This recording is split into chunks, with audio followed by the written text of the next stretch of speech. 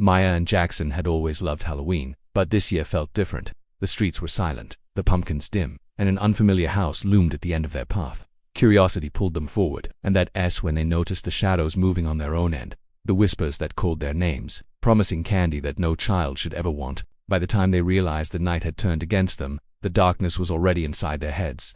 The street was quieter than I expected. Halloween night was supposed to be loud, full of laughter, glowing pumpkins, and kids running around with sticky candy bags. But this year, everything felt empty, wrong. The leaves crunched under my feet as I walked, and a cold wind brushed past my face. My hands were sticky from the candy I had already collected, and my heart was still racing with excitement. But there was something in the air, something that didn't belong. Most of the houses had their lights off. A few had small decorations, but they seemed fake-hearted, like someone had tried to celebrate but had given up halfway. The flickering jack-o'-lanterns looked sad, their faces distorted in the weak light. Shadows moved behind curtains, but whenever I knocked, nobody answered. I wondered if everyone had left for some other street, some safer place. I kept walking, trying to shake off the feeling. I told myself it was just nerves, that I was imagining things. But then I saw a house I had never noticed before, at the very end of the street. It looked older than any other house around it, like it had been abandoned for years. The paint was peeling, and the roof sagged in the middle. The windows were covered with dark curtains, torn in some places. A single dim light flickered in the doorway, casting long shadows across the cracked steps. I stopped, my feet felt glued to the ground. The light inside pulsed, almost like it was breathing. My stomach twisted, but I couldn't look away. Something was inside, moving just out of sight. A small shadow darted behind the doorway, too fast for me to make out. It wasn't a person, not entirely. It moved like a child, but there was something wrong with the way it slipped into the darkness. I shook my head, telling myself I had imagined it. I tried to walk past, but curiosity pulled me closer, as if the house had its own gravity, drawing me in. The air around me grew colder. I could see my breath forming small clouds that vanished before they hit the ground. The wind died suddenly, leaving an eerie, unnatural silence. I noticed a faint whisper, almost too soft to hear, like someone calling my name from far away. My heart thumped harder. The front steps creaked as I hesitated, each sound echoing too loudly in the stillness. The door was slightly open. I should have turned around, gone home, but I didn't. My feet moved on their own, taking me closer. The faint whispering grew louder, though the words didn't make sense. It sounded like 100 voices layered over each other, some laughing, some crying. I peeked inside. The room was dark, almost black, but I could make out shapes in the corners. There were toys on the floor, scattered like someone had left in a hurry, but they looked old, dusty, and broken. The smell hit me, then a mix of wet earth, rust, and something sickly sweet. I gagged, stepping back, but the door seemed to stretch, like it was taller than it should be, wider than it should be, and still it beckoned me in. Then I saw it, a small figure, hunched in the corner. It didn't move like a normal child. Its limbs were too long, its head too large, its face was hidden, but I felt its eyes on me. My stomach lurched, and a chill ran down my spine. I took a step back, and my foot caught on something soft. I looked down. My own candy bag had tipped over, spilling a few pieces onto the floor.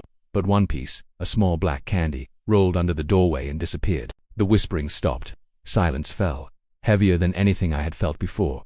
I wanted to scream, but my voice was gone. My hands shook, and my legs refused to move. The figure in the corner shifted slightly, just enough for me to see its mouth open in a grin that stretched far too wide, too unnatural. And then it darted behind the shadows again, gone before I could even blink. I ran, my feet pounded against the steps, down the street, past the houses. The world seemed normal again, the wind back, the street empty of shadows, but my heart kept racing, and when I looked down at my candy bag, I froze.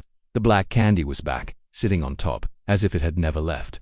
It pulsed slightly, like it had a heartbeat of its own. I should have thrown it away, burned it, anything, but I didn't. Something told me that candy was watching me, waiting. I stuffed it back in the bag and ran faster, not daring to look back, though I knew deep down the house was still there, just at the end of the street, waiting for me to return. I thought I had escaped the house, but the street no longer looked familiar. Houses I had passed before were gone, replaced by others that seemed older, darker, twisted versions of themselves.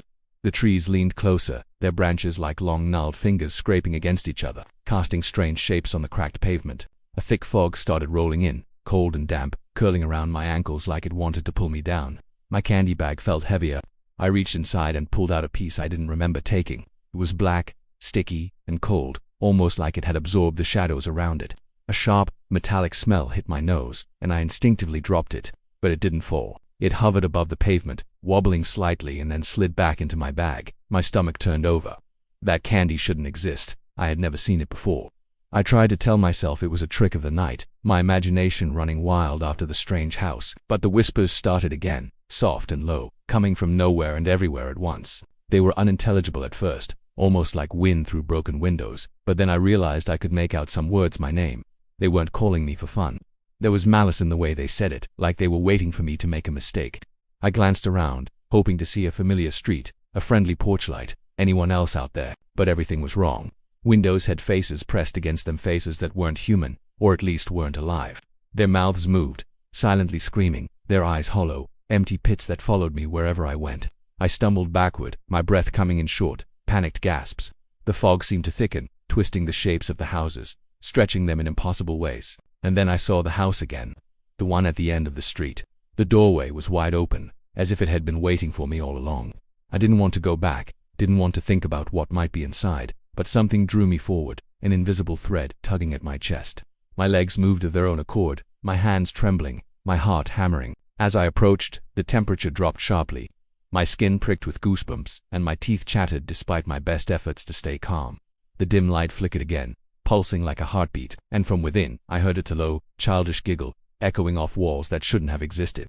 It was the kind of laugh that made your skin crawl, sweet but wrong, full of hunger. I forced myself to peek inside. The shadows in the corners of the room shifted and stretched. I could make out toys scattered across the floor, but not the kind you'd give a child.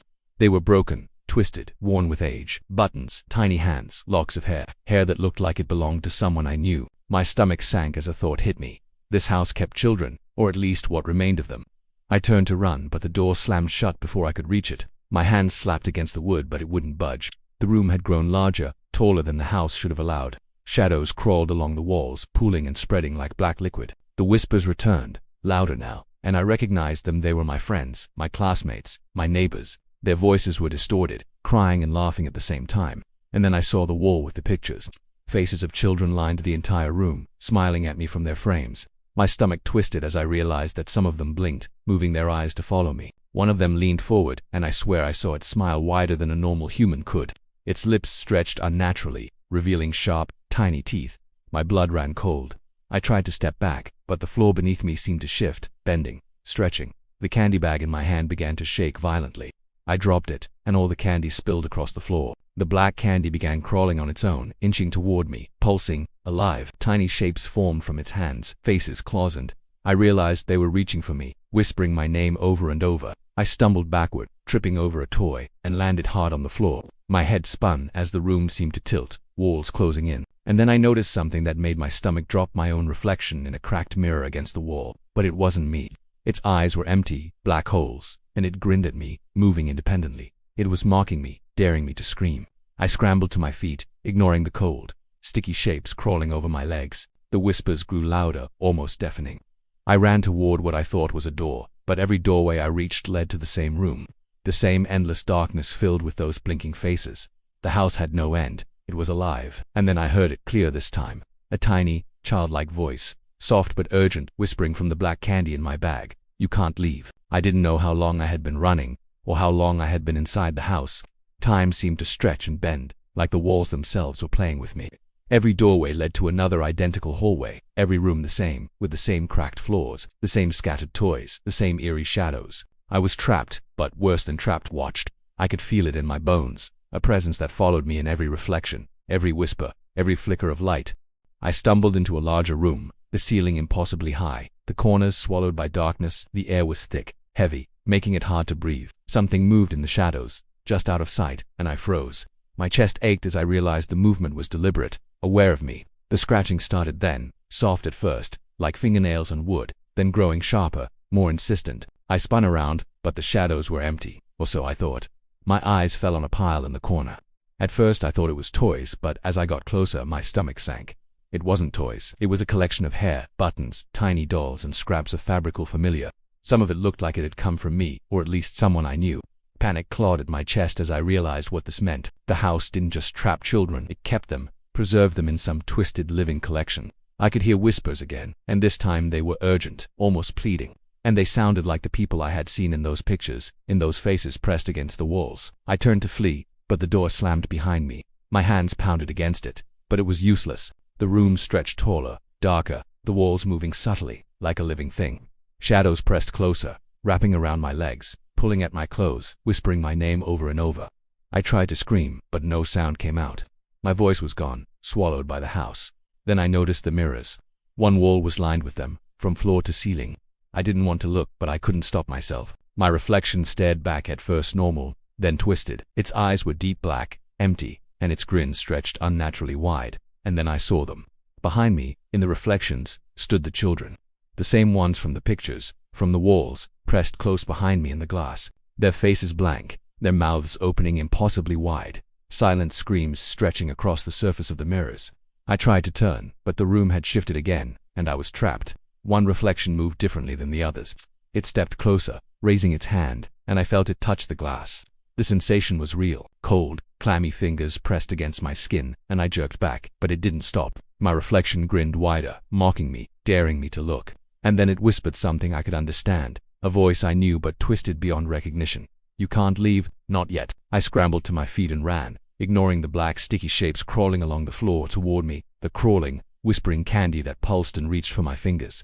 Each step I took, the floor stretched, the walls bent, the shadows following me closer and closer. Every hallway led to the same room. Every room held the same horrors, and I realized with a cold sinking dread that this house had no end. It wasn't a house at all, it was a trap. Then I saw a staircase leading upward. Hope flared in my chest, a tiny spark of relief.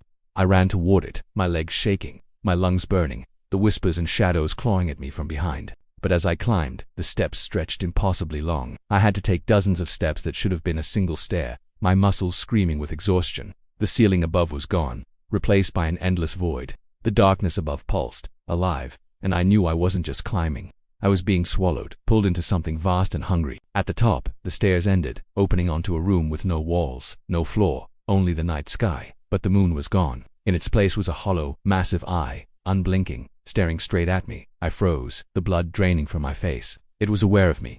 Not just aware, it was watching, studying, feeding on my fear. I realized then that the house was nothing. The eye was everything. It had guided me here, and now it had me exactly where it wanted. And then I felt the candy bag in my hand twitch. I dropped it, and the black candies spilled across the void.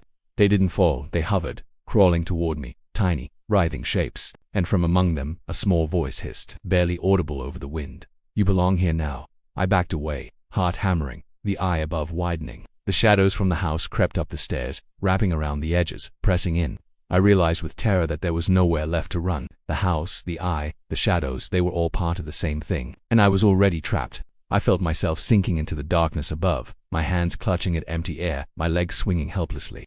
The stairs I had climbed so desperately were gone, swallowed into the void, leaving me suspended in nothingness.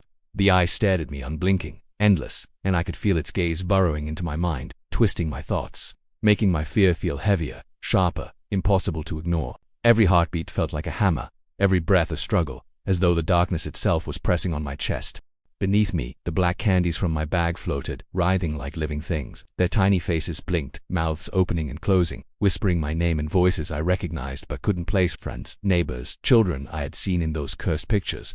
They moved together, forming a single writhing mass that reached upward, trying to climb me, to drag me down. I swung my arms, trying to push them away, but they passed through my hands, sticky and cold, leaving trails of shadows on my skin. I realized then that the void wasn't empty. Shapes moved within it, tall and thin, twisting, crawling along the invisible walls of nothing. Faces emerged from the darkness, pale and smiling. Their mouths stretched impossibly wide, their eyes black hollows that seemed to burn into my skull. I wanted to scream, but no sound came. My voice had been stolen, just like my hope. I was alone, yet surrounded. I was a single point in an infinite space, and everything was focused on me. Then I noticed a doorway floating in the void. It hung there without support, framed in black wood, a faint light spilling through its edges. Desperate, I reached for it, fingers brushing the frame. It felt solid, real, something I could hold on to.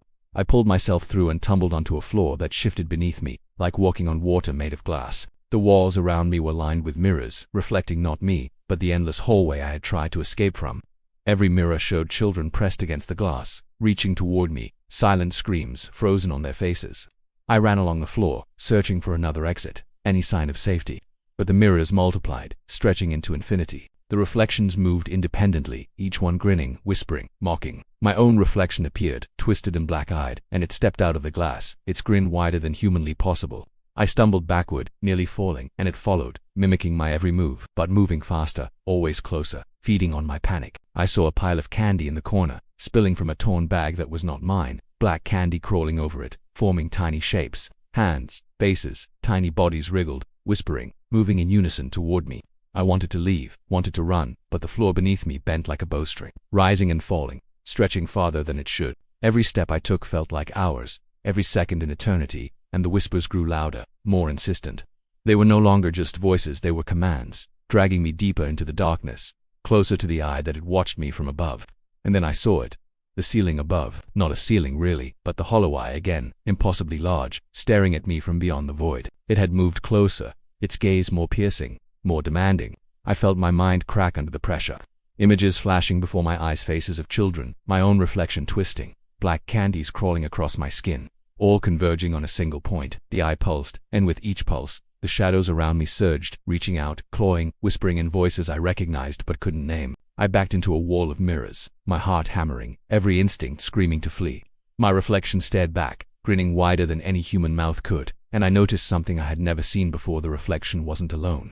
Tiny, shadowy versions of the children crawled from the glass, their black eyes glinting, whispering, pressing against my legs, my arms wrapping around me. I tried to move, tried to fight, but the shapes were inside me, outside me, everywhere, merging with the darkness that pressed down, suffocating me. The black candies rolled toward me once again, forming a line that led to the far corner of the room. And then I saw it. A doorway beyond them, faint light spilling through, but something about it felt wrong. The light was alive, pulsing, breathing, and I realized that stepping through it would not lead me out. It would lead me deeper, further into the house, into the void, into whatever had been waiting for me all along. I froze, staring at the doorway, the candies, the shadows, the eye. The whispers became louder, now a chorus, chanting my name. My chest burned, my legs trembled, and then, from the black mass at my feet, a tiny hand emerged, human, pale, trembling, reaching for me. And I understood, with a cold, sickening certainty, that I had been chosen. I woke up in my bed, the sunlight streaming through the window, warm and almost comforting. My heart was pounding so hard I thought it might burst, my body trembling, my hands sticky from sweat. For a moment I thought it had all been a nightmare. Maybe I had fainted while trick-or-treating, maybe the house, the candies, the eye-ite, was all just my imagination. I glanced at my candy bag lying on the floor. Relief washed over me as I saw it was full of normal treats. Wrappers crumpled, chocolate bars, gummies and lollipops. I breathed a shaky sigh. Halloween was over. I had survived. I told myself I was safe. But then I saw it. A single piece of black candy sat on top of the pile, glistening unnaturally, almost wet. My stomach dropped, my hands shook as I picked it up. It was the same candy from the house. The same candy that had whispered my name, that had pulsed and crawled, that had led me through the endless rooms and the void. It felt cold, heavy, like it had weight beyond reason. I dropped it on the floor, backing away, but it didn't stay put. It rolled toward me, stopping at my feet, almost teasing me. I ran to the kitchen, grabbed a knife, and smashed the candy. The black piece cracked, and I expected it to be over, to be gone forever. But as I stared at the shards, I realized with horror that tiny faces had formed in the broken pieces. They blinked, moving, whispering softly. I screamed, throwing the knife across the room. The candy scattered across the floor, and each piece pulsed like a heartbeat, alive and aware. I tried to leave the house, to get outside, to call someone, anyone, but the front door wouldn't budge. The locks were normal, the handle solid, but it felt like an invisible force held it shut. Panic rose in my chest. I felt my pulse in my temples, a deafening rhythm that matched the whispers. They weren't coming from outside, they were in my head now, every one of them, chanting my name, laughing and crying at the same time. I stumbled back into my bedroom, desperate, looking for a place to hide. My closet, no. Under the bed, no. The black candies were everywhere, crawling across the carpet, the walls, the furniture, multiplying as I watched. The shadows in the corners twisted and stretched, and I felt fingers brush against my arms, fingers that weren't mine, cold and sticky. And then I saw a figure standing in the doorway, not tall, not thin like before, but small, childlike, its features hidden under shadows. It held out its hand, and I saw that it wasn't empty. The hand held another piece of black candy, glistening, pulsing, waiting for me. The whispers became louder, frantic, and I realized they were coming from it. The figure didn't speak, but I understood, somehow, that it was offering me a choice. Take the candy, and it would be over. Don't take it, and I would be trapped forever in this house. I recoiled, my instincts screamed to refuse, to run, but the thought of what had happened, what I had seen, and the terror in that tiny hand, something in me moved forward. My fingers brushed the candy, cold and wet, and the whispers surged into a deafening roar. The figure smiled, or at least I thought it did, and vanished. The room went silent. For a moment I felt relief, hope, a fleeting belief that maybe I had survived after all. But when I looked down at my candy bag, my stomach sank. The black candy was gone. In its place, nestled among the ordinary sweets, was a tiny, carved face. Its eyes blinked slowly, watching me. My own face, smiling, frozen, eternal. I threw the candy bag across the room. It rolled under my bed and stopped. I wanted to forget, to pretend it hadn't happened, but a part of me knew it would return. Every Halloween it would come back. The house, the candies, the shadows, they weren't gone. They were waiting, patient, eternal, watching. That night, I stayed awake, staring at the corner of my room. Shadows twisted. The faintest whispering brushed against my ears, and I felt it, the same pull, the same hunger that had drawn me into that house. And somewhere, just beyond my vision, I knew the black candies were crawling, gathering, waiting for me. I reached for the window, thinking maybe I could escape, but I paused, because I knew the truth. Wherever I went, it would find me. Halloween wasn't just a night anymore, it was a promise, and I realized, with a cold, sinking certainty, that the house had never let me go. And in the darkness, I heard it whisper, soft and hungry, next year.